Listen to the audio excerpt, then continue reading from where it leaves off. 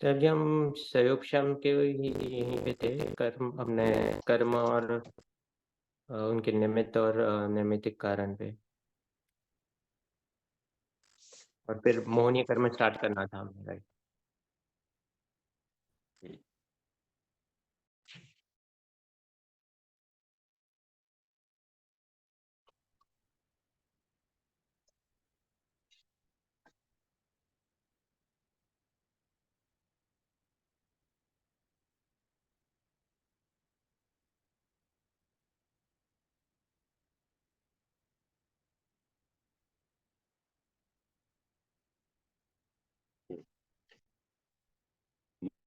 मोक्ष मार्ग प्रकाशक ग्रंथ पंडित टोडरमल जी के द्वारा लिखा हुआ, जिसमें हमारी चर्चा अभी इसके दूसरे अधिकार पर चल रही है।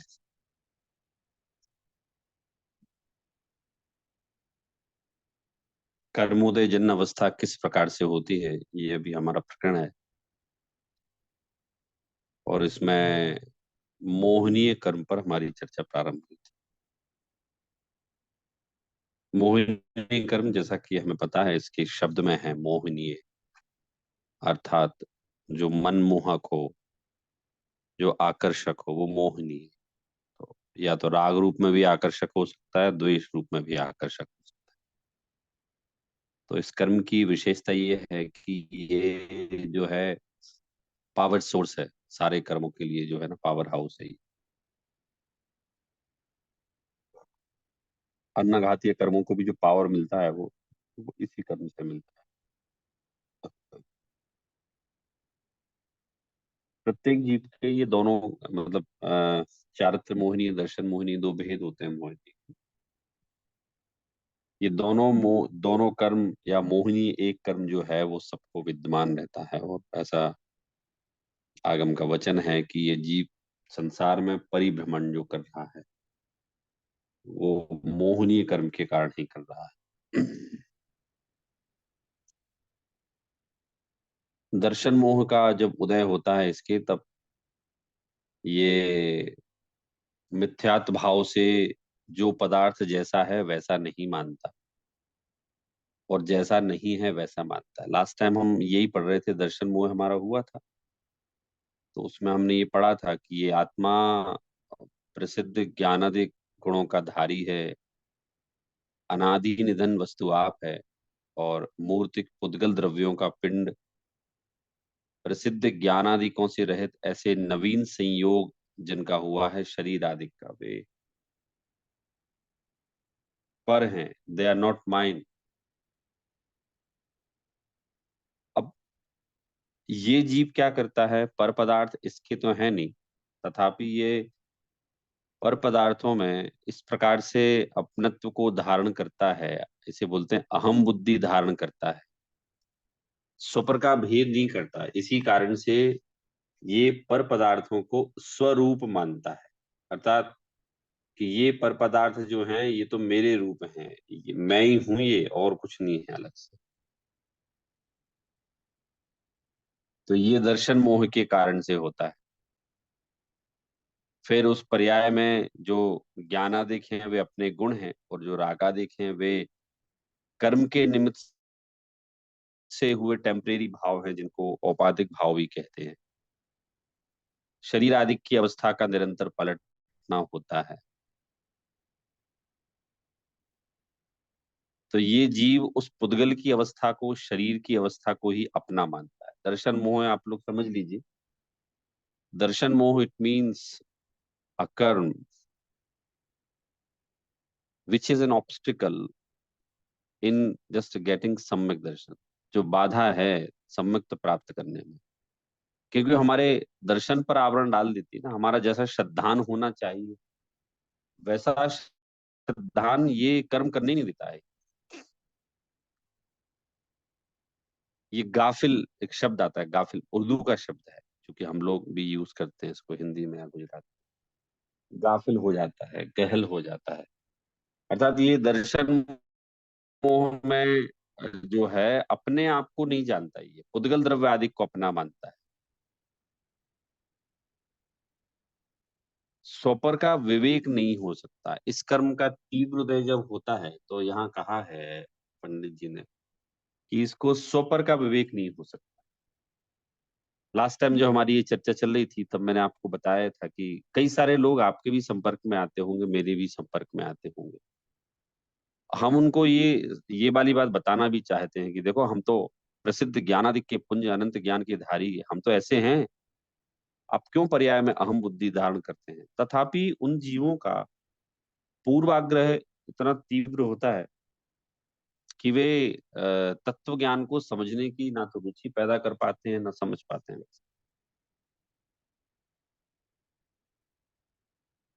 और शरीरादिक परमाणुओं का तो नाना प्रकार का पलटना होता है। वो पुद्गल की अवस्था है, ऐसा नहीं जानता, अपितु ये अपनी अवस्था जानता है। जैसे मैं ऑलवेज अनित्य भावना की चर्चा आप लोगों से करता रहता हूँ कि हम लोगों ने तत्व चर्चा करते करते करीब 2010 से अगर हम 2024 लगाएं, 23 लगाएं, 23 एंड हुआ है, 13 years we have just discuss lots of about तत्व चर्चा। हमने बहुत सारा तत्व चर्चा के बारे में हमने जाना, तत्व के बारे में जाना। इतना समय निकल गया है। यहाँ ज्ञानादिक जो पर्याय हैं, वो ज्ञानादिक पर्याय भी मेरी है। समय निकल गया का तात्पर्य ये है कि हम लोग कभी क्वाइट यंग रहा करते थे। और जब हम थे तब मैं बोलता था आप लोगों को कि एक दिन ऐसा आएगा जब हम लोग 40 की अवस्था में पहुंचेंगे, उससे थोड़े ऊपर पहुंचेंगे तो हम लोग बड़े कहलाएंगे। 9-10 में हमारी क्लास चलती थी तब मैं ऐसा बोलता था आप लोगों से। मतलब तात्पर्य यह है कि कोई भी पदार्थ स्थिर कभी नहीं रह सकता। हमें तो संसार का पता पता ही इस बात से चलता है हमें तो कि ये पलट रहा है निरंतर, स्टेबल नहीं है कुछ भी, सब कुछ बदल रहा है। ये परमाणुओं का बदलना ऑटोमेटिक स्वतः होता रहता है। अब हम क्या करते हैं पता है इसमें कि हम परमाणुओं का बदलना स्वीकार ना करके हम ऐसा सोचते हैं कि मेरे अनुसार क्यों नहीं चल रहा है। इसके लिए मैं आपको एक साधारण सी फिलॉसफी बताता हूँ, बहुत साधारण फिलॉसफी है, सब लोग जानते हैं। साहब, गर्मी के बाद क्या आती है? सर्दी। ठीक है। सर्दी के बाद क्या आती है? बारिश। सॉरी, सर्दी के बाद आती है गर्मी, गर्मी के बाद क्या आती है? बारिश। और वो बसंत ऋतु भी आती है ना। वैसे 3 सीजन अपन मुख्य बोलते हैं भाई, सर्दी आती है, गर्मी आती है, बारिश आती है। ऐसे 4, 4, 8 और 4, 12, ऐसे हम 4-4 मंथ का एक सीजन डिवाइड करते हैं।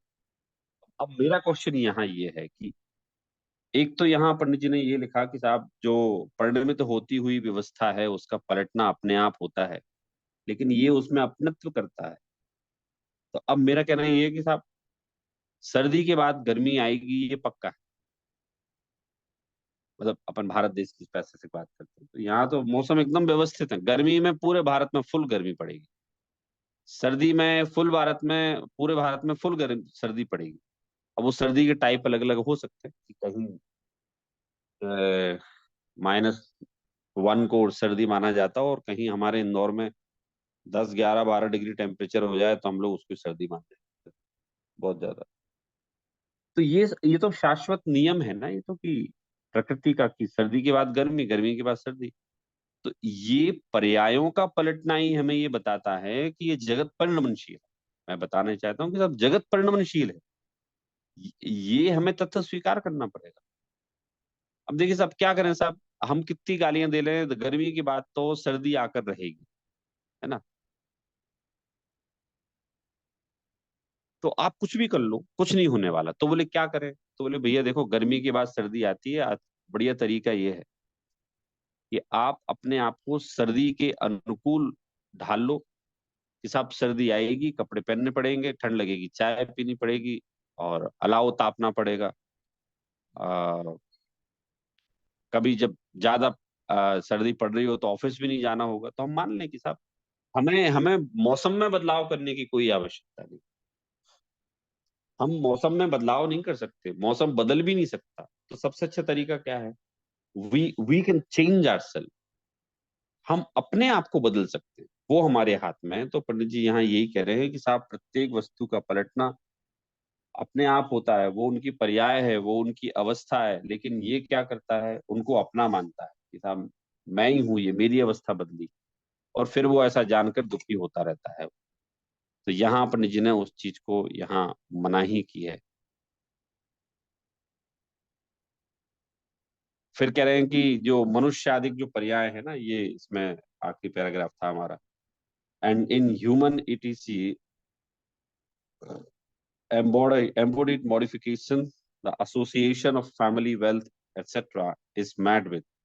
These are clearly different from the self and do not act or modify under one's control. कि भाई ये जो सारी चीजें हैं ना, ये अपने मेरे अधीन नहीं है, ये तो अपने आप परिणमित होती हैं, स्वतः परिणमित होती हैं। तथापि ये उनमें अहंकार ममकार करता है ना, ये ममकार करता है, मतलब मैं पना मानता है कि मैं हूं। तो ये जीव अपनी मान्यता से ही मानता है, वस्तुतः ऐसा नहीं है। मनुष्यादि पर्याय में कभी कदाचित देवादिक पर्यायों, देवादिक का तत्वों का अन्यथा स्वरूप जो कल्पित किया है, तो उसकी प्रतीति करता है, परंतु यथार्थ स्वरूप जैसा है वैसा प्रतीति नहीं करता। बोले इसको अगर मनुष्य पर्याय भी मिल गई तो जो विपरीत बात है ना, उसको ही सही मानने लगता है। मुझे तो जिनागम की प्रीतेश जी एक बात बहुत अच्छी लगती है हमेशा, कि जिनागम कहता है आपको जो पालना है पालो, मुझे उससे कोई मतलब नहीं है, तुम्हारे कल्याण की जवाबदारी तुम्हारी है, केवल भगवान तो आएंगे नहीं आपका कल्याण करने। तो साहब जब ये जवाबदारी मेरी है कि क्या बोलते, मेरा कल्याण मेरे हाथ में है, तो होगी ना, सारे समाधान हो ही है। तो इसमें तो कोई समाधान फिर बचा ही नहीं, जब सारे काम मुझे करने हैं या मेरी ही जवाबदारी है। तो इस प्रकार से ये इसमें जो हमारा प्रकरण चल रहा है, ये दर्शन मोहिनी का, तो इसमें यही है कि नाना अवस्थाएं होती हैं, कुटुम्बाधिक धनाधिक का संयोग होता है, वे अपने आप परिणमित होते हैं, वो हम उनको परिणमित कराते नहीं है, और हमारी मान्यता से वो अपने नहीं होते किसी प्रकार के। इस प्रकार से ये जो दर्शन मोह का जो उदय से जीव के अतत्व श्रद्धान रूप मिथ्यात्व होता है, आप एक सेंटेंस में सोच सकते हैं। आप एक सेंटेंस में इसकी डेफिनेशन याद कर सकते हैं कि मनुष्यादिक पर्याय में कुटुंब धनादिक का संबंध होता है।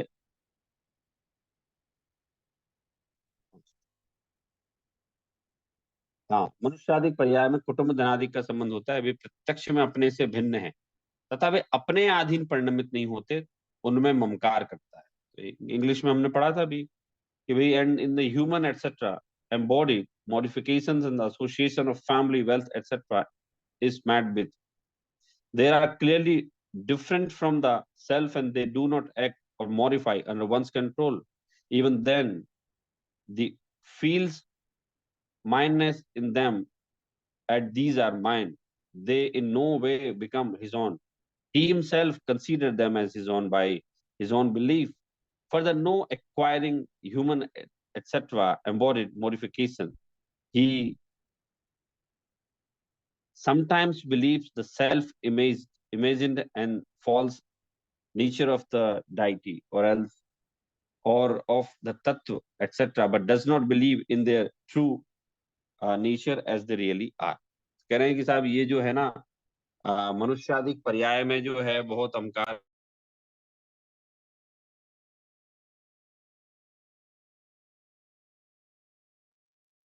अहंकार करता है, और ये मेरे हैं, किसी प्रकार से ये मेरे होते नहीं, ये फिर भी अपनी मानता है, मतलब पर वस्तु अपनी होती नहीं। आप लोग इसको ध्यान से सुनेंगे ना, तो आपको ख्याल में आएगा कि हम लोग दर्शन मोह और चारित्र मोह की चर्चा कर रहे हैं। ये दो ऐसे कर्म हैं जिनने हमें, समझ लो, संसार में रुला रखा है। हम कितना सोच लेते हैं कि अब तो बस हम स्वाध्याय करेंगे करेंगे, लेकिन रुचि जागृत नहीं होती। क्यों? क्योंकि हमारी जो रुचि है, वो रुचि तो हमारी पर पदार्थों में जम गई ना। जब हमारी रुचि पर पदार्थों में जम गई, तो फिर आपकी स्व में कैसे आएगी? इसलिए आप पर पदार्थों में ही का अहंकार ममकार करते रहते हैं कि ये मेरे हैं, और किसी प्रकार से ये दूसरे के नहीं हो सकते। तो ये बोले अपनी मान्यता से ही सुखी दुखी होता है। मनुष्य आदि पर्यायों में देवादिक तत्वों का अन्यथा स्वरूप जो कल्पित किया हो, उसमें भी प्रतीति कर लेता है, परंतु यथार्थ स्वरूप जैसा है वैसा प्रतीति नहीं करता है। है ना, the nature of deity etcetera और ऑफ द तत्व etcetera does not believe in their true nature as they really are. तो बोले ये जो दर्शन मोह के कारण से कहीं ना कहीं उलझा ही रहता है, लेकिन इसे जो उससे संसार से विपरीत जो अवस्था है, सत्य सिद्धांत की है, उस पर ध्यान नहीं देता। तो ये हमारा हुआ दर्शन मोहिनी का हुआ था। चारित्र मोहिनी का लेते हैं हम लोग, पढ़ते हैं। सौरभ जी, सौरभ जी, एक मिनट, उसके पहले हम एक बात कर रहे थे, जैसे हम दर्शन मोहिनी की कर्म की बात कर रहे हैं, तो क्या हम यहाँ पे ज्ञानावरणीय और बाकी कर्मों को गौण कर रहे हैं या कि इग्नोर कर रहे हैं? मतलब उसको थोड़ा समझना अच्छा होगा कि अगर कोई दर्शन देखिए मोहिनी से दर्शन मोहिनी मतलब किसका दर्शन ठीक हो ज्ञानावरणी, जाए। हाँ हाँ हाँ, सौरभ जी। ज्ञानावरणी दर्शनावरणी का काम अलग है और चारित्र मोहिनी का काम अलग है। एक जैसा काम नहीं है उन दोनों मेरा प्रश्न इस तरह से है का। कि अगर किसका दर्शन मोहनीय कर्म समझो ठीक हो जाए, मतलब दर्शन उसके ठीक हो जाए, तो क्या उसे ज्ञानावर्णीय कर्म उसी समय पे, मतलब ज्ञानावर्णीय कम कम हो जाएगा, क्या मुझे अलग से ही गिन रहे हैं पूरा? देखिए एक तो अपन क्षयोपसम की बात कर रहे हैं कि साहब किसी को क्षयोपसम अच्छा है, तो क्षयोपसम अच्छा होने के पश्चात भी अगर उसका दर्शन मोहिनी का तीव्र हृदय है तो वो सम्यक्त्व के निकट नहीं पहुंच पाएगा। क्योंकि क्षयोपसम अच्छा होता है, तथापि इस जीव को, सैकड़ों ऐसे जीव हैं जिनका जिनको याद बहुत जल्दी हो जाता है, तथापि वो तो दर्शन मोहिनी की तीव्र उदय के कारण से शरीर के लालन पालन में, परिवार के में और मानव सेवा में, या समझो इस प्रकार से, कोई मानव सेवा की बुराई नहीं है, लेकिन बाह्य की क्रियाओं में उलझे रहते हैं वो। तो बुद्धि का उघाड़ तो हो सकता है, लेकिन अगर इसका तीव्र हृदय है दर्शन मोहिनी का, तो वो तत्व तक नहीं पहुंच पाएगा वो, क्योंकि पर पदार्थ में अपनापन करेगा वो।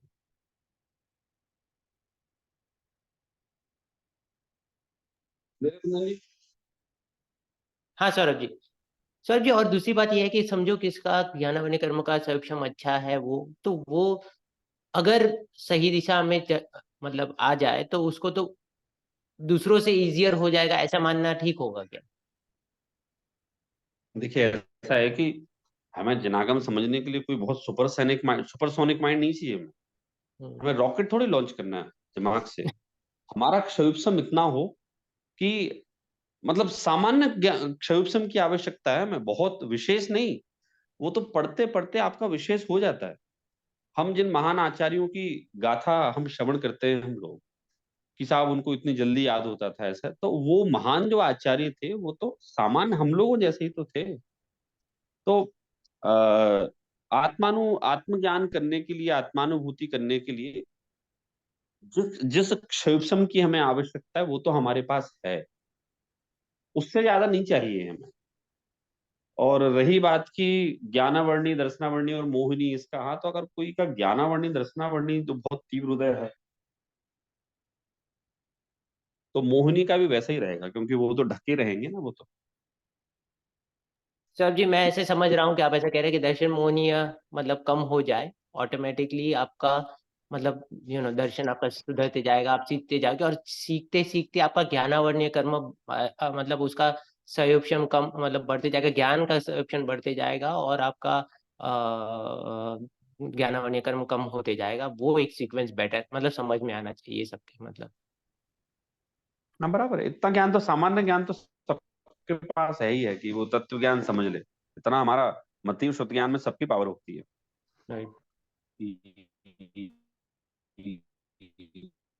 जो लोग बोलते हैं हमें याद नहीं होता, तो याद याद होना कोई बुद्धिमत्ता की निशानी थोड़ी भी, याद हो गया मतलब ये आप बहुत बुद्धिमान है। आप इतिहास में उठा के देखेंगे ऐसे कई लोग हैं जिनकी 4 बार में याद होता था उनको, 5 बार में, लेकिन आगे जाके बहुत महान बने। और बहुत सारे ऐसे हैं जिनकी मेमोरी बहुत तीव्र है, लेकिन वो तो बहुत कम कमाते हैं, कुछ कर ही नहीं पाए जीवन में। तो, तो, तो, वो मोहिनी का रिलेशन है, वो है भी और नहीं भी है, ज्ञान जो हमें प्रकट रहता है वो का जब तो,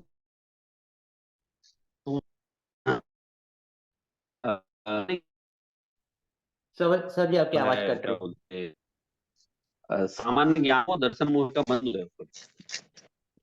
हाँ, तो इस तरह से हमारा चला। पढ़िए, अपन पढ़े चारित्र मोहिनी।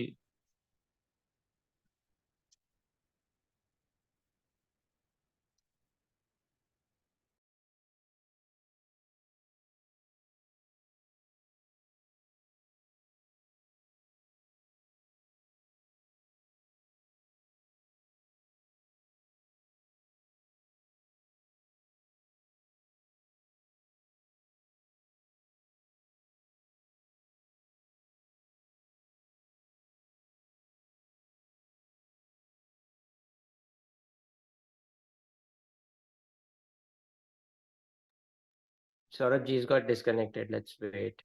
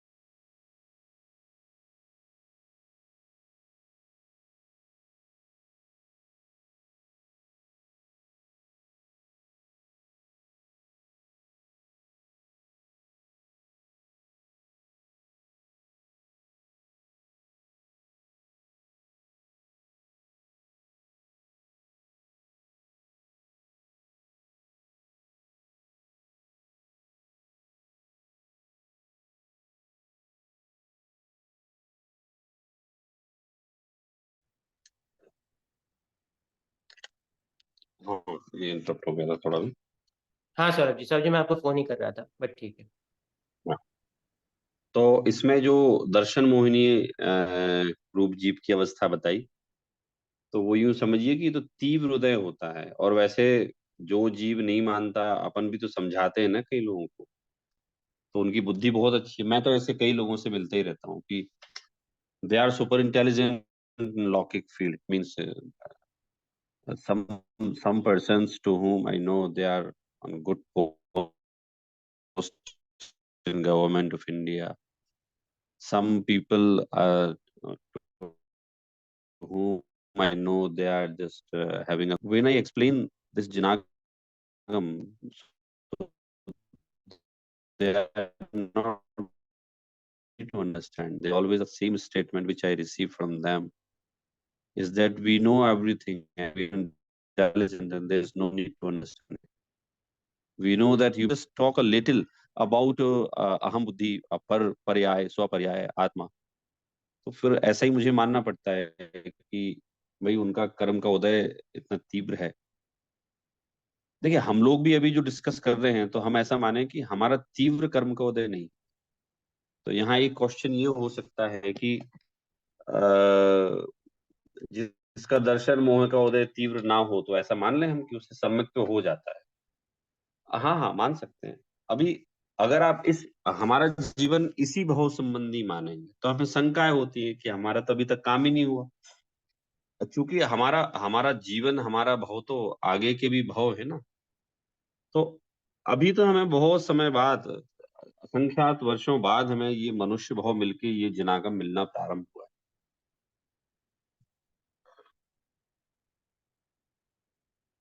और इसमें भी हमारा अगर तीव्र उदय होता तो फिर हम समझते ही नहीं ना, हम आते ही नहीं, क्लास में नहीं आते।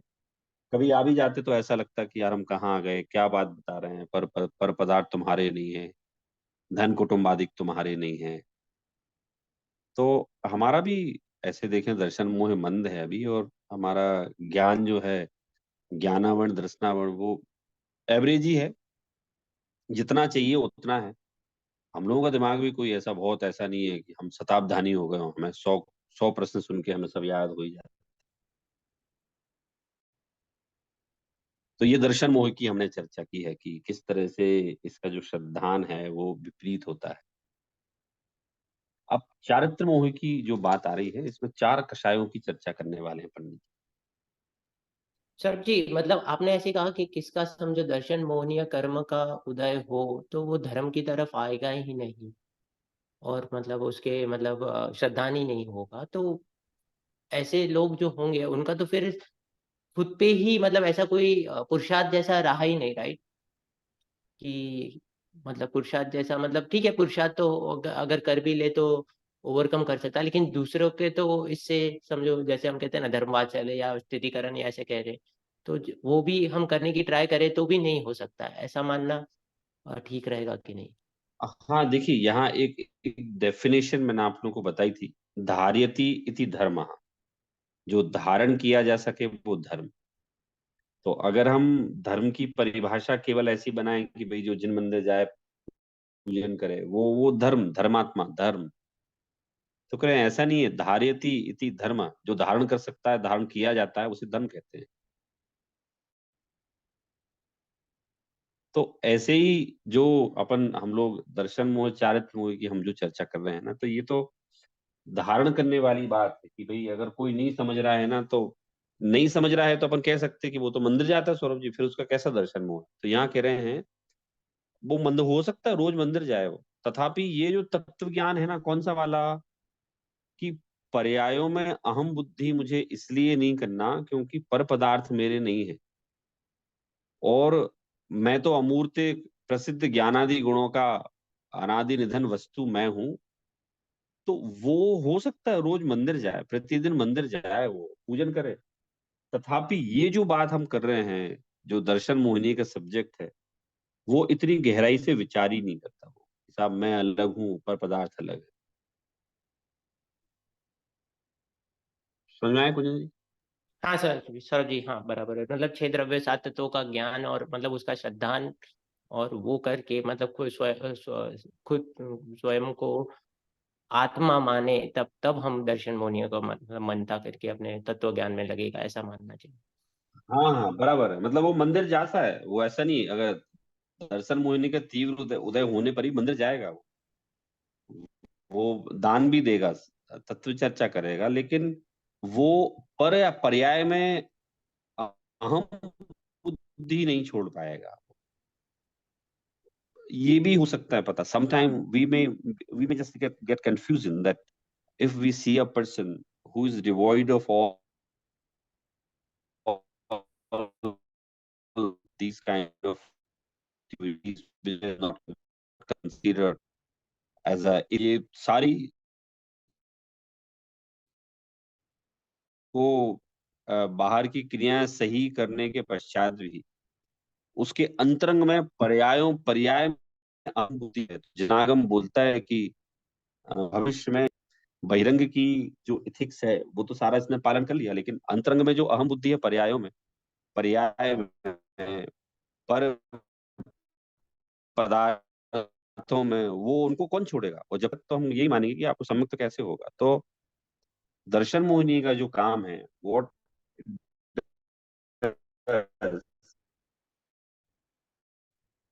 कि ये क्या करता है, ये जीव को ना स्वपर का भेद विज्ञान नहीं होने दे, मतलब गलाता नहीं है।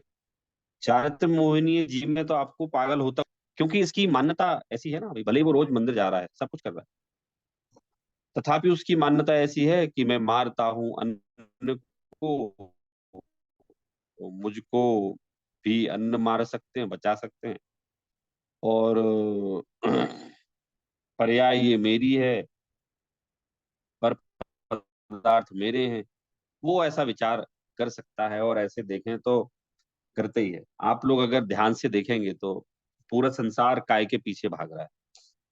प्रत्येक व्यक्ति को ना अपने शरीर में किसी प्रकार की कोई कष्ट की वेदना अनुभव नहीं होना चाहिए।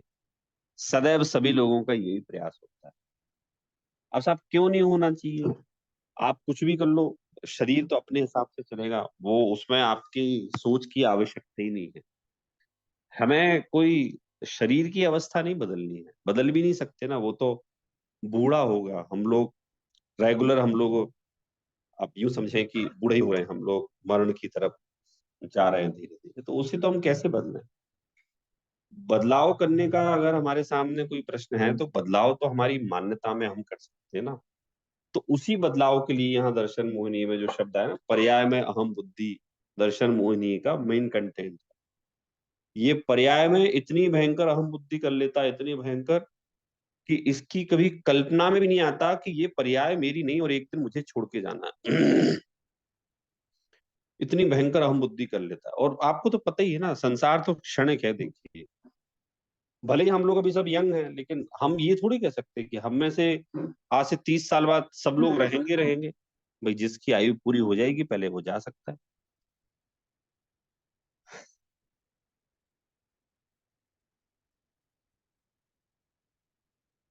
हम्म। सौरभ तो जी, बताइए प्लीज। हाँ, एक क्वेश्चन था। तो जब भी कभी कभी चढ़ावा होता है, बोली होती है, तो उसमें जो आपको मान मिलता है या तो आपको वो जो लाभ मिलता है, तो उसमें भी अहम पना आता है, और फिर वो दर्शन मोह के कारण होता है क्या ऐसा? वो चारित्र मोह में जाएगा। चारित्र, ओके। अपनी स्वयं की, हाँ, अपनी पर्याय में अहम बुद्धि करना, वो दर्शन मोह है। और ये सम्यक दर्शन में बाधक होता है। और क्रोध, मान, माया, लोभ, इनका उदय आने पर हम्म। विपरीत कार्य करना, अनिष्ट कार्य करना, वो चारित्र मोह का उदय कहलाता है। ओके। तो इसमें आप लोग भी समझ लीजिए, दर्शन मोह का जो मुख्य काम है, यदि मैं आपको एक शब्द में बताऊं, तो दर्शन मोह सम्यक दर्शन पर बाधा डालता है। और सम्यक दर्शन जो है बाधक कैसे होता है कि जब ये जीव वन नैश, एक शब्द है ना, एक पना, जब ये जीव एक पना मानता है, मैं ही ये हूं, ये पदार्थ मेरे हैं, जब उनमें ऐसा मानता है, तो वो भेद विज्ञान नहीं कर सकता। वो उन पर पदार्थों में भेद विज्ञान नहीं कर सकता, अपने आप में और पर पदार्थों में। तो इसके कारण इसको फिर दर्शन नहीं होता। जब कभी इसका दर्शन मोह जो जीव का मंद होता है, तो ये फिर मानने को भी तैयार होता है, हाँ मैं कैसे हूँ अपना, ये पर पदार्थ कैसे मेरे हो सकते हैं। ये तो एक ना एक दिन मुझसे छूटनी है ना, कुछ भी कर लें हम कितना भी प्रयास कर लें, पता है, कितना भी प्रयास करें, कितनी भी अहम बुद्धि करें, लेकिन एक ना एक दिन हमें ये सारे पदार्थों का संयोग छोड़ के जाना पड़े। समय सार में हमारा प्रकरण चल रहा था, तो 2-3 सेशन पहले तो मैंने आपको कहा था कि भाई पर्याय की बात अगर हम करें, तो पर्याय तो अवश्यंभावी है ना, उसका उत्पन्न होना और नष्ट होना। और उसको नष्ट होने से इंद्र और जिनेंद्र दोनों ही नहीं रोक सकते। तात्पर्य यह है कि हम जब अपनी पर्याय की बात करते हैं, तो हमें ऐसा प्रतीत होता है कि हम लोग तो हमेशा रहेंगे, सदैव रहेंगे, कभी हमारा नाश नहीं होने वाला। लेकिन ऐसा होता नहीं है। पर्याय का स्वरूप है कि ये अगर उत्पन्न हुई है, तो इसका मतलब ये व्यय भी होगी। लेकिन ये जीव उसको ऐसा नहीं मानता, वो ऐसा मानता है मुझे तो बहुत समय तक जीना है ना। वो एक एक गुलजार करके एक राइटर हैं, तो वो थोड़ा सा लिखते हैं, मोटिवेशनल लिखते हैं, शायरी गजल लिखते हैं। तो वो उनका ही पढ़ा था मैंने कोट, कि भाई जिंदगी इतना क्यों सिखाई जा रही हो, मुझे कौन सी यहाँ सदियां गुजारनी है। मतलब भाई जीवन तुम मुझे इतना क्यों सिखा रहे हो, मुझे कोई यहाँ हमेशा थोड़ी रहना है। तो वो तो ठीक है, फिलोसफिकल सेंटेंस हो गया, लेकिन यहाँ जो है ना, दर्शन मोह आपको पर्यायों में इतनी तीव्र अहम बुद्धि कराता है कि तत्व ज्ञान सुनने को तैयार नहीं होता ये जीव। और जैसा कि मैंने अभी बताया था कि मैं ऐसे कई लोगों से मिला हूँ, मिलता हूँ, मिल रहा हूँ मैं कई लोगों को, कि वो बहुत सक्सेसफुल हैं, उनको याद भी जल्दी हो जाता है, लेकिन उनको उस व्यापारिक सफलता की, अपने शरीर की सुंदरता की इतनी महिमा है, और उसके कारण से उनको उनमें इतना अहम बुद्धि है कि ये फिर स्वपर विवेक नहीं कर सकता ये, और फिर ये पर पदार्थ को ही अपना मानता है। ऐसा दर्शन मोह का काम है। चारित्र मोह का काम भी कुछ इसी तरह से है, लेकिन वो दर्शन मोह दिखता नहीं है और चारित्र मोह दिखता है। डेंजर कौन है ज्यादा, अगर हम बात करें तो दर्शन मोहनीय कर्म का तीव्र हृदय ज्यादा डेंजर है। चारित्र मोहिनी का भी है, लेकिन वो दर्शन मोहिनी के कंपैरिजन में कम है, क्योंकि दर्शन मोहिनी का उदय, दर्शन मोहरूप जीव की जो अवस्था है, अगर वो सही रहे तो फिर वो चारित्र पालन किया जा सकता है, चौथे गुण स्थान में चौथे गुण स्थान जैसा, पांचवें में पांचवें जैसा। लेकिन अगर ये जीव दर्शन मोहिनी रूप जीव की अवस्था है ही नहीं, उसकी दर्शन मतलब दर्शन मोहिनी रूप अवस्था में वो फंसा हुआ है, उसका तीव्र हृदय है, तो फिर वो कहते हैं कि साहब आप किसी से राग करो या द्वेष करो, कोई मतलब नहीं है, आपके अंतरंग का अभिप्राय जो है, वो अंतरंग का अभिप्राय तो आपका मलिन है ना, तो उसमें तो क्या है। चारित्र मोह का पढ़ते हैं अपन, चलिए आदर्श जी पढ़िए। जीवास condition due to the rise of चारित्र मोह।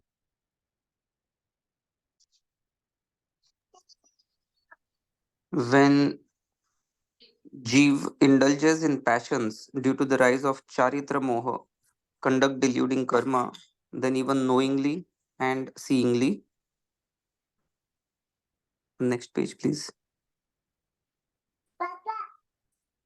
Involves himself in anger, believing the other objects beneficial and harmful.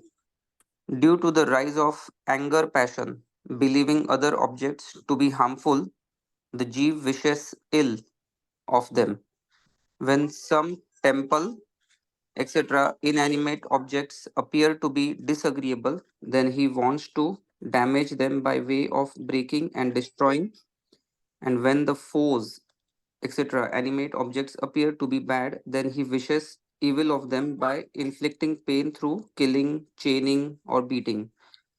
And if he himself or the other living and non living objects get modified in some form which he does not like, then he wishes ill of that modification by turning it into other form. हाँ देखिए, अब यहाँ क्या कह रहे हैं कि जी। जो जीवास condition due to the rise of चारित्र, when जीव indulges in passion due to the rise of charitra, then even knowingly and seeingly involves himself in anger, etc., believing the other object beneficial and harmful.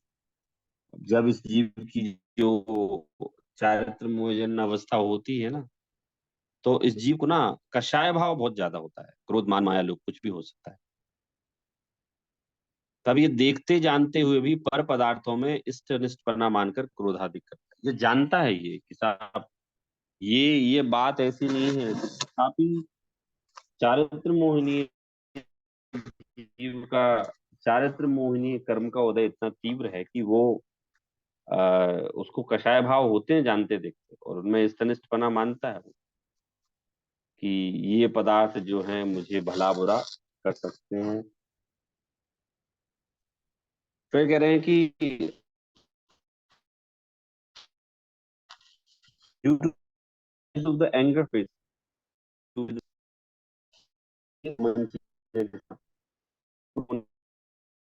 पर पदार्थों में अनिष्टपना मानकर उनका बुरा करना चाहता है, बहुत क्रोध आता है। तो मेरा उनको ये कहना रहता है कि भाई क्रोध उसमें भरा है कि आप में, भाई क्रोध तो आपके अंतरंग में है ना, तो आप अपने अंतरंग के क्रोध को उसको देखकर आता है ऐसा क्यों थोपते हैं। वो भी ऋतु वाला एग्जाम्पल रह गया।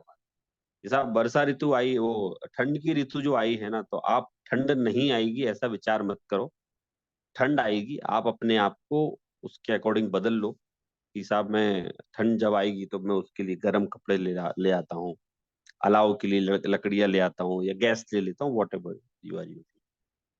तो तो ये जो जीव है, ये क्या करता है, पर जानते हुए भी, ये देखते जानते पर पदार्थों में स्तनिष्ठपना मानकर क्रोध करता है। जानता है, समझता है, तो भी ये चीज अच्छी नहीं है, ये बुरी है, ये अच्छी है, बुरी है, ऐसे करके वो क्रोध करता है। फिर क्रोध की क्या अवस्था बता रहे हैं कि when some temple etc inmate object appear to the disagreeable, then he wants to disseminate object, damage them by the way of breaking and destroying etc. And when the foes etc animate objects appear to be bad, then he wishes evil of them by inflicting pain through killing, chaining, or beating etc. And if the himself or other living and non-living object get modified in some form which he does not like them, he wishes ill of them, ill of that modifications by turning into the other form. तो कहा कि साहब जब इसका क्रोध का उदय होता है तो कोई मंदिर आदि अचेतन पदार्थ भी बुरे लगे ना तो ये तोड़ने फोड़ने लगता है, बुरा चाहता है। अपन कहें कि मंदिर आदि से हमें याद आया कि जो औरंगजेब था, Aurangzeb, you know the name of Aurangzeb in the Indian history is a very black name. So इसलिए ब्लैक नेम है, औरंगजेब ने जितने मंदिरों को हमारे तुड़वाया ना, उतना तो कभी कोई उतना हानि कर ही नहीं सकता। आप लोग ग्वालियर गए होंगे, ग्वालियर में गोपाचल एक पर्वत है, तो इतनी विशाल पाषाण की प्रतिमाएं पहाड़ में निकाली गई, लेकिन उनने, उनके सैनिकों ने आके किन्हीं भगवान के पैर तोड़े, अंगूठे तोड़े, नाक तोड़ी, माथा तोड़ा, ये तोड़ के उनको खंडित बना दिया। तो साहब वो उनका चारित्र मोह का उदय था ना, तो ये वाला था क्या जो ये यहाँ बता रहे हैं? तो हाँ, बिल्कुल यही था।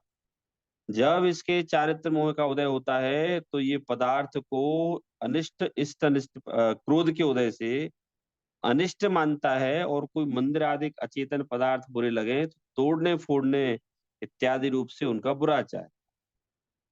साहब कभी उसको बुरे लगे तो वो मंदिर आदि भी बीच में आ जाएं, उन पदार्थों को तोड़ने लगता है, फोड़ने लगता है, क्योंकि उनसे ऐसा मानता है कि साहब ये मेरे साथ बुरा कर रहे हैं, और भले ही वो कोई सी भी चीज हो।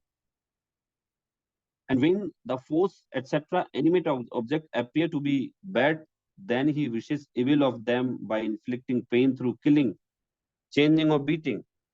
फिर कह रहे हैं कि साहब अगर कोई शत्रु आदि सचेतन पदार्थ बुरे लगे ना, तब उन्हें बांधना चाहता है, मारना चाहता है, उनके मरने में उनको दुख होगा, वो मेरा सुख होगा। आप जो है, आप स्वयं अथवा अन्य सचेतन अचेतन पदार्थ किसी प्रकार से परिणमित हुए, उनको वह परिणमन बुरा लगे और अन्यथा परिणमन करा के उस परिणमन का बुरा चाहता है कि साहब ये मेरी इच्छा के विपरीत कैसे परिणमित हुए लोग।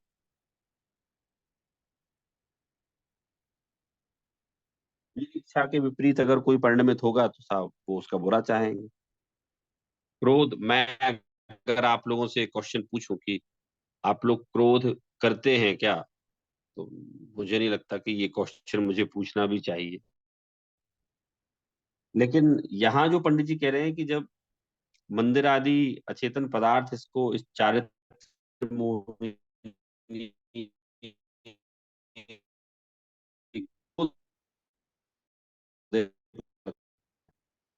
मंदिर आदि मतलब मंदिर, घर, दुकान, whatever, पदार्थों को तोड़ने, तीव्र क्रोध आने पर, प्रेरित जी, तीव्र क्रोध आने पर ये जो पंडित जी ने लिखा कि ये चीजें जो है ना, temple animate object appear to be disagreeable, then he wants to damage them by the way of breaking and destroying.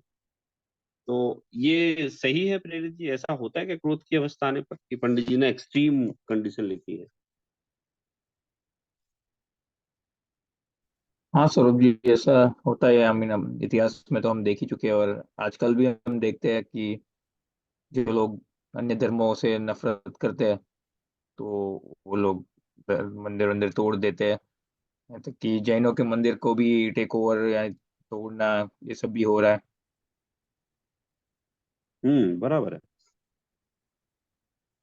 तो ये मतलब एक अपन मंदिरों तक जाएं, घर में भी ऐसा हो जाता है वैसे। देखिए एक मेरे मिलने वाले हैं, तो उनने बताया कि सौरभ जी, मेरा क्रोध ना, मैंने I have controlled my anger, और मेरा क्रोध बहुत भयंकर था। तो धर्म पढ़ना चालू किया, ऑफ कोर्स इसलिए हुआ। तो मैंने कहा कैसा भयंकर था? तो साहब, अगर मान लीजिए मैं भोजन पे बैठा हूँ, अब इंडिया में क्या बहुत सारी ज्वाइंट फैमिली होती है, न्यूक्लियर भी हैं ज्वाइंट भी हैं, तो इसलिए सब बहुत बहुत मात्रा में, न्यूक्लियर फैमिलीज भी बहुत हैं और ज्वाइंट फैमिलीज भी बहुत हैं। तो साहब, अगर मान लो मुझे कोई चीज में नमक कम मिला या कोई मीठी चीज कम हुई, तो मुझे इतना गुस्सा आता था ना कि मैं समझ लो खाने ही फेंक देता। मैंने कहा क्यों साहब? अब वो साहब अज्ञान जनित अवस्था थी, और मेरा क्रोध इतना तीव्र था कि उसे कोई कंट्रोल करने वाला नहीं था। वो अंदर में सच्ची समझ नहीं थी, इसलिए इतना क्रोध आता था। तो मैं ग्लास तोड़ देता था, कांच का हो तो ग्लास तोड़ देता था, थाली फेंक देता था, गुस्सा आए तो मैं टेबल तोड़ दूं घर। तो फिर ये पंडित जी का यहाँ जो है ना, ये सेंटेंस जो है ना, ये एकदम सही है कि जब इस जीव को क्रोध के कारण से पर पदार्थ को ये अनिष्ट मानता है ना, जब अनिष्ट मानता है तो उनको तोड़ना चाहता है, फोड़ना चाहता है, उनको उनके साथ बुरा करना चाहता है। तो ये होता है, हम में से कोई भी ऐसा नहीं होगा जो क्रोध जिसको नहीं आता हो। है कोई जिसको क्रोध नहीं आता हो? कुंजन जी, अ, प्रीतेश जी, है कोई क्रोध सर जी अज्ञानी जिसको के आपने कषाय देखा हो चलती ही क्रोध नहीं रहेगी आता ऐसे हो? मानेगी। सर जी यहाँ पे एक बात ऐसे, ये जो कहते हैं ना, अब जब जैसे मंदिर मंदिर को खंडन मतलब तोड़ के ऐसे सब प्रतिमा को ऐसे करते हैं, लेकिन यहाँ पे अब ऐसी एक और एक भी चीज है कि अभी देखा है कि धर्म में भी परिवर्तन लाते हैं। जैसे अभी अयोध्या में होने वाला है, या ऐसा जो राम का सच्चे स्वरूप को नहीं समझ सकते, उससे जो मतलब मिथ्यात्व से चलते जाता है, तो उसे हम कैसे समझे?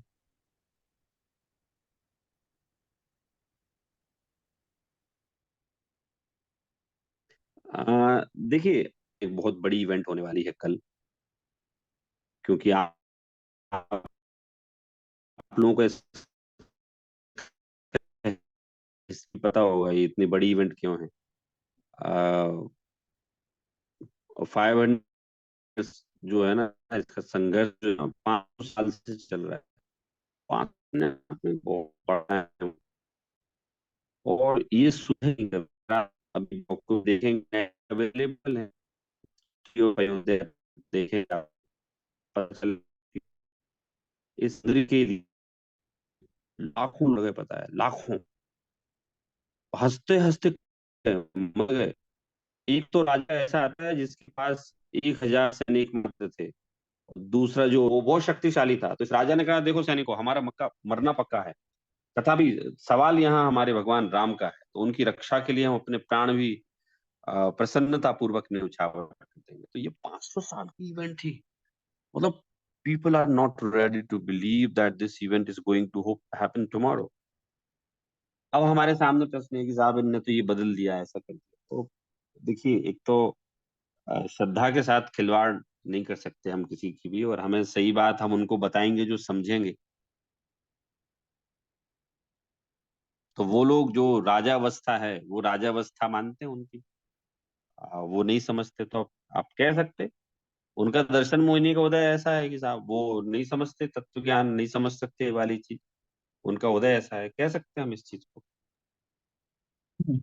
सौरभ जी, एक प्रश्न है मुझे यहाँ पे कि हम्म, जैसे इंद्र और सब होते हैं, जैसे तीर्थंकर भगवान जब जन्म लेते हैं तो तीर्थंकर तो बाद में बनते हैं, परंतु जब उनकी संसार अवस्था होती है तब भी इंद्र इंद्र सब आके उनको प्रणाम करते हैं, उनकी स्तुति वंदना सब करते हैं। तो उनको वो जो सांसारिक अवस्था है, जो कि वो जानते हैं कि ये जो आगे जाके तीर्थंकर बनने वाले हैं, और हम्म। इन भावी कौन सा नय है, भावी निगम ने। हाँ भावी निगम नय, तो उस हिसाब से उनकी जैसे वो अभिषेक सब सब तीर्थंकर है इसलिए करते हैं। तो यहाँ पे राम तो सिद्ध हो ही गए, हमको तो पता ही है राम सिद्ध हो गए।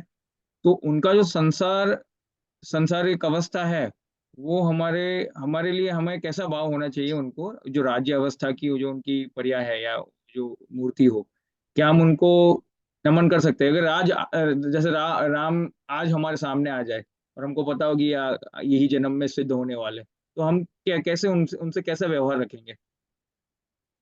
शिष्टाचार का नमन होगा, वो देव शास्त्र गुरु वाला नमन थोड़ी होगा उनका। हाँ वही तो, वो तो कर सकते हैं ना, शिष्टाचार वाला शिष्टाचार नमन कर सकते हैं।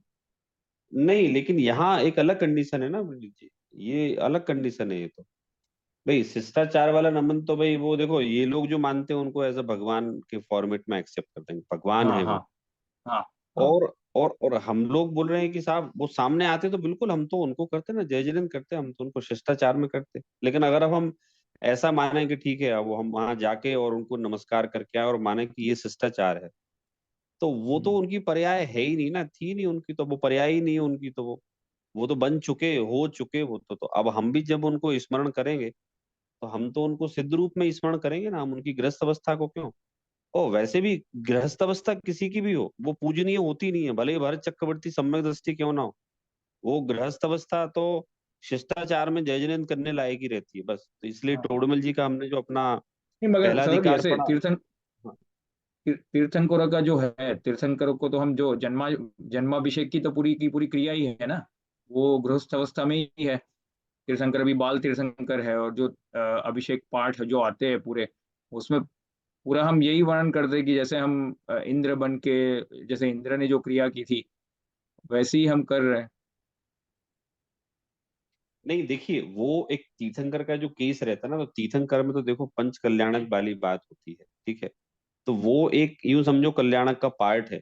बाकी अगर आप अपन अपन ऐसे देखें ना कि जब राजावस्था में तीर्थंकर थे, तो हम राजावस्था में उन तीर्थंकर को देव का स्थान नहीं दे सकते, इवन हम उनको गुरु का स्थान भी नहीं दे सकते जब जी वो नग्न सौरभ जी, होंगे ना। तत्व सूत्र में तो आता है ना, नए आता है वो, 4 अलग अलग स्टेट्स बताए कि आप उसमें भी बंधन कर सकते स्थापना, हो, इसमें मैं भी। निक्षेप निक्षेप निक्षेप निक्षेप, निक्षेप आया। 4 निक्षेप आते हैं। तो ये हम्म, तो एक, अगर वो राज्य अवस्था में है, बट एक निक्षेप से तो आप कर ही सकते हो ना उनका, वो तो आता भी है। नहीं नहीं, वो देखिए वो क्यों आता है, उसमें अपेक्षा है कि साहब ये जैसे हम बोलते हैं, हम लोग भी जब बोलते हैं ना कि साहब भूतकाल में जितने सिद्ध हुए हों उन सबको नमस्कार, वर्तमान में जितने सिद्ध हो रहे हैं उन सबको नमस्कार, और भविष्य में जितने सिद्ध होंगे उन सबको भी हमारा नमस्कार। तो हम वहां भावी नैगम नय का प्रयोग करके उनको नमस्कार भाव वंदना करते हैं उनकी हम, राइट। अब यहाँ जो तीर्थंकर हैं, तो आपने अपने से प्रश्न पूछे, 2 प्रश्न पूछे कि मैं इनको अभी नमस्कार कर रहा हूँ, सिंहासन पर बैठे हैं, लेकिन मैं इनको राजा मान के नमस्कार कर रहा हूँ। नहीं राजा नहीं, मैं इनको तीर्थंकर मान के, मुनि मान के नमस्कार करता हूँ। तो मैंने कहा साहब वो तो है ही नहीं अभी तो आप उनको नमस्कार राजा मान के करो, सम्यदृष्टि मान के सम्मान करो। आपने कहा नहीं साहब मैं इनको भावी नैगम नय से तीर्थंकर स्मरण करके नमस्कार कर रहा हूँ। तो ठीक है, भावी नैगम नय से आप भाव वंदना कर लो, द्रव्य वंदना वहां नहीं होगी क्योंकि वो वहां भी है नहीं ना उस अवस्था में। भाव वंदना तो उनकी हो जाएगी कि भाई भावी निगम में से तीर्थंकर होने वाले हैं वो, और उनकी हो जाएगी। फिर जब वो तीर्थंकर हो गए, तीर्थंकर होने के बाद मुक्त अवस्था को प्राप्त हो गए, फिर हमने उनकी प्रतिमा विराजमान की, तो फिर हमने स्थापना निक्षेप नय जो है ना, स्थापना निक्षेप नय से हमने उनकी सिद्ध अवस्था की नहीं, अरिहंत अवस्था की प्रतिमा हमने विराजमान की है। तो वो स्थापना निक्षेप नय का ये काम रहता है। तो जब मेरु शिखर पर लेके जाते हैं, मेरु पर्वत पे लेके जाते हैं, तीर्थंकर जब अभी उनका जन्म हुआ है, जन्माभिषेक करने लेके जाते हैं, तो वो तो पूरे अष्ट प्रकार ही पूजा करते हैं ना उनकी, तो पूरे 8 द्रव्यों से उनकी पूजा करते हैं वहां पे इंद्र। अभी तो मैंने वो आपको यही संसार तो बोला, अवस्था में। मैंने आपको यही तो बोला कि वो देखिए वो एक पंच कल्याणक का पार्ट है वो। बाकी आप कहें कि भाई अभी तो उनने कपड़े पहने ही नहीं, उनने माँ के गर्भ से जन्म लिया है, तो कहते ना वो तो अभी बालक हैं, कुमार हैं वो तो अभी। जब उनकी मुनि अवस्था आती है तो मुनि जैसा अपन प्रणाम करते हैं उनको। नहीं नहीं, वो बात अलग है सौरभ जी। यहाँ पे क्या है कि अभी वो संसार अवस्था में है, अभी तो जन्मे हैं, फिर भी हम बराबर है। उनकी 8 द्रव्य से, ये पंच कल्याणक का तो अभी हम कर रहे हैं, बट जब एक्चुअल में होता है तब तो सारे देव सिर्फ जन्माभिषेक करते हैं, तो आप सिर्फ उस इवेंट को अगर देखेंगे तो पंचकल्याण जब हम करते हैं तो हम पांचों पांच अलग अलग अवस्थाओं का स्मरण करके उस तरह से आप उनकी करते हो। बट अष्टद्रव्य यहाँ से पे तो कहाँ करते संसार हैं? मैंने तो नहीं देखी अष्टद्रव्य से। अष्टद्रव्य से उस समय करते हो आप, जन्माभिषेक होता है बस, अष्टद्रव्य से तो नहीं देखी मैंने। पुष्प कहाँ वृष्टि होता है? सब कुछ होता है ना वहाँ सौरभ जी पे। नहीं, जैसे पद्म पुराण देखेंगे या फिर हरिवंश पुराण, कोई भी ग्रंथ देखेंगे तो उसमें कितने सारे द्रव्यों से अभिषेक होता है देव का। हाँ, सारे द्रव्यों से होता है सौरभ जी। चंदन, सुगंधित सुगंधित जल, चंदन, नहीं नहीं, दूध, दही। अष्टद्रव्य की बात हो रही है, अष्टद्रव्य से तो नहीं होता है। हाँ वो उससे होता होगा, क्षीर सागर का जल लाते हैं वो उससे होता होगा। बाकी अष्टद्रव्य से पूजन नहीं होती उनकी अभी। वो तो जन्माभिषेक होता है, जैसे जैसे अपने यहाँ बालक जन्म लेता है ना, तो वो नहलाते हैं समझ लो। अब ऐसे ही तीर्थंकर जैसे महापुरुष जन्म लिया है, जिनका पूरा संसार समझ लो उनका क्या बोलते हैं, उनके प्रभाव में है, क्योंकि वो तीर्थंकर होने ही वाले हैं, तो उनका तो कुछ एक अलग लेवल का ही होगा ना अभिषेक। तो पांचों पांच जब कल्याणक करते हैं तो आप कह रहे हो कि जन्माभिषेक का द्रव्य अलग होते हैं और दीक्षा कल्याणक के द्रव्य अलग होते हैं। सभी के नहीं द्रव्य नहीं, तो पांचों पांच जन्माभिषेक में कल्याणक में दे। द्रव्य कहाँ प्रयोग, द्रव्य मतलब अष्टद्रव्य कहाँ प्रयोग करते हैं जन्माभिषेक के समय? मेरे पढ़ने में तो नहीं आया, बता ना कहाँ है। मेरे पढ़ने में नहीं आया है, देखा भी नहीं मैंने पंचकर्णक देखे। तो मैंने दोनों पक्ष के देखे, मतलब सब अपने क्या बोलते जयपुर वालों के भी देखे, और जो जो अपने दूसरे लोग हैं सबके देखे मैंने। तो वहां उस समय अष्टद्रव्य से तो पूजन नहीं होती, जन्माभिषेक जो जरूर जरूर होता है। ठीक है, इसमें थोड़ा मैंने देख तो लेंगे, रेफरेंसेस चेक कर लेंगे। क्योंकि वो निक्षेप का अर्थ यही होता है ना सर जी, कि निक्षेप अगर आप इस अवस्था में हो बट फिर भी आपकी आत्मा तो फ्यूचर में ये होने वाली है, तो उसी अवस्था में आप करते हो वंदन पूजन। नहीं नहीं, उसमें भी ना, उसमें उसमें देखो, निक्षेप आप पढ़ेंगे ना डिटेल में तो आपको ख्याल में आएगा। स्थापना निक्षेप मतलब क्या होता है, द्रव्य निक्षेप मतलब क्या होता है, ले लेंगे अपन वो। तो भावी नैगम नय क्या होता है तो वो पढ़ लेंगे। बाकी उसमें तीर्थंकर में आप लगाएंगे तो तीर्थंकर को भी राजावस्था में राजावस्था ही माना जाता है। अपन अपन ऐसा लगाएं कि भाई उनको, भाई वो तो अपन तीर्थंकर ही हैं, तो फिर तीर्थंकर, साक्षात तीर्थंकर कोई नीलांजना का डांस थोड़ी देखते हैं। चलिए वेल, जो भी है, तो कल इंडिया में एक बहुत बड़ा इवेंट होने वाला है, आप लोगों को पता होगा। यहाँ पूरा इंदौर अभी दिवाली जैसा पूरा सजा हुआ है सब जगह। हमारे घर के बाहर भी ये लोग झंडे अंडे लगा गए, सब ऑफिस में लगा गए, घर में लगा गए। और इसमें क्या बोलते हैं, जो ये राम मंदिर जहाँ जगह है, तो ये जगह बहुत 2 एकड़ की जगह है, लेकिन इसके पीछे करीब 175 युद्ध हुए और हजारों लोग जो हैं वो मारे गए। तो इसमें मेन मेरे बताने का ये टारगेट है कि आस्था का विषय था वो, और आस्था का विषय इतने सालों से चला आ रहा है, जिसको सॉल्व ना कर पाया समझ लो, हुए नहीं। लेकिन अभी वो हो गया है, तो एक वर्ल्ड वाइड बड़ा इवेंट बना है। तो और आशा राम करते हैं। इसलिए फेमस है। हाँ, बढ़िया है ना। चलिए, हम लोग लेते हैं बोलिए बोलिए जिनवाणी सौरभ जी, स्तुति। आप क्या कह रहे थे? राम राम का कुछ कह रहे थे? नहीं कुछ नहीं, देखो जैसे कल कोई बैठे थे तो उन्होंने पूछा कि साहब, अगर मैं जैन नहीं थे, मैं आपसे बोलूं जय श्री राम, तो आप कैसे जवाब देंगे? मैंने कहा जय श्री राम का जवाब मैं राम से ही दूंगा। मैं क्या करता हूँ, जैसे अब बहुत सारे मिलने वाले हैं, वो जय श्री कृष्णा बोलते हैं, कोई सीताराम बोलते हैं, तो मैं या तो जय जिनेन्द्र बोलता हूँ या बोलता हूँ राम राम बोल देता हूँ मैं। तो एक ने पूछा सौरभ जी आप ऐसे तो नहीं बोलोगे, आप कुछ रहस्य है इसमें राम राम बोलने के पीछे?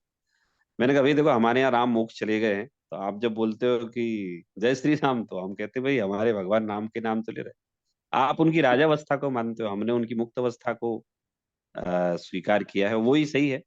तो ऐसे करके एक डिस्कशन हो मगर रहा था। सौरभ जी, सौरभ जय जी, श्री राम, जय श्री राम बोलने में भी कोई बाधा नहीं होनी चाहिए ना, क्योंकि हम जब हम नहीं है ना। जो को याद करते हैं तो हम तो अपने वो उसी लिए याद करते हैं कि उन्होंने ऐसा कार्य किया है, मोक्ष चले गए, इतना बड़ा काम किया है, तो उनका नाम में जय लगाने में, जैसे हम महावीर स्वामी की जय बोलते हैं, तो जय श्री राम हाँ, में भी महावीर कोई स्वामी नहीं की लगा जय सकते बोलते ना, हैं। 100%, हाँ, 100%, उसमें कोई बाधा है ही नहीं। आप जय श्री राम बोले, जय श्री हनुमान बोले, कोई बुराई नहीं भाई, हमारे तो हाँ सिद्ध हो चुके ना ये तो हमारे। हाँ हाँ, वही जय तो। भरत बोले, जय बाहुबली बोले, कोई कोई बाधा करेक्ट। नहीं, ये बिल्कुल हमारे सिद्ध हो चुके हैं और बोल सकते हैं इनको अपन, हाँ है ना। तो चलिए, इस तरह से हमारी आज की कक्षा पूरी हुई, और हम लोग मिलेंगे अगली बार। जिनवाणी जिनवाणी लीजिए। निज निधि निज में बताई, यह अनंत उपकार है। इसके लिए जिनवाणी माँ को वंदना सत बार है, वंदना सत बार है। सिद्ध परमेश श्री राम अच्छा, भगवान की जय हो। जय जनेन्द्र सभी एक को। चीज बतानी थी आपको, पता है राम को जो राम हमारे भगवान हुए कितना समय हो गया? किसी को काल गया था? फिर मैं काल बता रहा हूँ कितना समय हुआ है। मैंने ऐसा सुना था एक अमर कीर्ति जी महाराज के पद्म पुराण जी के प्रवचन में कि 12 लाख वर्ष हो गए। बराबर 11 लाख करीब वर्ष हो गए। हाँ। 11 लाख मतलब वो कुछ नहीं है, सीधा तीर्थंकर का आप काल कैलकुलेट करेंगे ना, जो तीर्थंकर की सीरीज देखेंगे उसमें मिल जाएगा आपको। तो तीर्थंकर का काल मुनि कैलकुलेट कर लो सूरत तो बस स्वामी के उतने हो वक्त गए। ये हो थे गए ना वो तो। हाँ, मुनि सूरत स्वामी। 19वें तो 11 19 लाख साल मुझे लगा नहीं, ज्यादा हुए। 1 लाख पूर्व तो मुनि सूरत स्वामी की दीक्षा पर्याय थी ना। नहीं, आप पढ़िए वो कैलकुलेट, क्योंकि आगे तो घटते गए ना, बहुत कम हो गए। पारसनाथ और महावीर भगवान के तो बहुत ही कम। हाँ, बट 1 लाख पूर्व तो कितने हो जाते हैं। और नहीं नहीं, पूर्व का नहीं है मैटर ये। पूर्व नहीं है, मुनि सुब्रत भगवान पूर्व में नहीं है, ये तो लाखों की आयु में थे। आप अच्छा देखेंगे तो 15वें 16वें भगवान के बाद तो आयु लाखों वर्षों में होने लगी। अच्छा पूर्व के अच्छा खत्म हो गए अच्छा। थे। ओके। हाँ हाँ। तो और हाँ, मैंने इनकी कहीं आयु 16-17 थी लाख भी पढ़ा था। 16,000। नहीं नहीं है, वो कल एक्चुअली में कल कोई मांग रहा था मेरे से, तो वो कैलकुलेट करके देना था। तो ये अपन ने 24 पुराण है ना, तो उससे तीर्थंकरों का काल कैलकुलेट करके दिया, हम्म। तो उसमें ही आया। और उनकी आयु जो थी ना, जैसे मुनि सुब्रत भगवान की थी 30,000 वर्ष, इनकी 16,000 वर्ष के करीब आयु थी राम की, अच्छा, है ना। 11 लाख चलिए, था। हाँ 11 लाख एग्जैक्टली मैं लिखे हैं, मैं बता दूंगा। बाकी 11 लाख कुछ वर्ष हुए हैं उनको। हम्म। गॉट। जय जय। चलिए जय जय। जय। जय जनेन्द्र सभी को।